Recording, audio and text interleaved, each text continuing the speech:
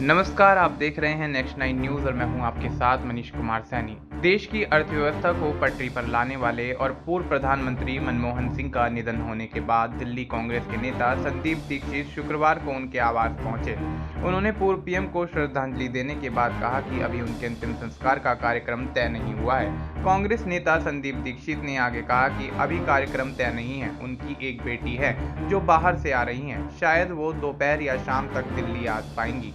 उसके बाद ही यह सब तय हो सकता है कि अंतिम संस्कार कल हो। बरसात के कारण उनके अंतिम दर्शन का प्रोग्राम थोड़ा डिले कर दिया गया है। शायद 9 से 10 बजे के बाद उनके पार्थिव शरीर को जनता के दर्शन के लिए रखा जाए।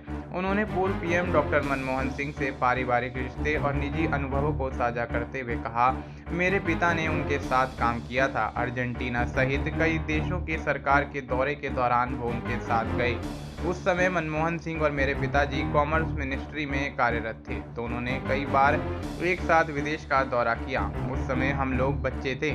उनकी एक बेटी उपेंद्र सेंट स्टीफन कॉलेज में मेरी टीचर रही हैं और एक और बेटियां हैं जो मेरी सीनियर थीं। इस लिहाज से मनमोहन सिंह के साथ हम लोगों का एक पारिवारिक रिश्ता भी रहा। फिर जब वो देश के वित्त मंत्री बने तो सभी ने देखा कि उन्होंने आर्थिक सुधार के क्षेत्र में बड़े बड़े कीर्तिमान स्थापित किए। मेरे लिए संतोष का विषय यह है कि जब वो पीएम थे तो मैं दिल्ली से सांसद रहा। उनके साथ काम करने का मौका मिला। कई मौक़ों पर हम लोग एक दूसरे से मिले भी। यूपीए 2 के साल 2012 से 2014 के दौरान जब कांग्रेस और पूर्व पीएम मनमोहन सिंह पर तीखे हमले होने लगे तो वह कभी कभी कहा करते थे, मैं समझ नहीं पा रहा हूँ राजनीति में इस तरह का तीखापन आखिर क्यों आ गया है। संदीप दीक्षित ने आगे कहा कि उनका निधन होना एक बड़ी क्षति है। उन्होंने कहा कि पूर्व पीएम मनमोहन सिंह एक और बात के लिए याद किए जाएंगे। वो बात यह है कि बड़े बड़े पदों पर बैठे लोगों को किस तरह के आचरण और अनुशासन का परिचय देना है।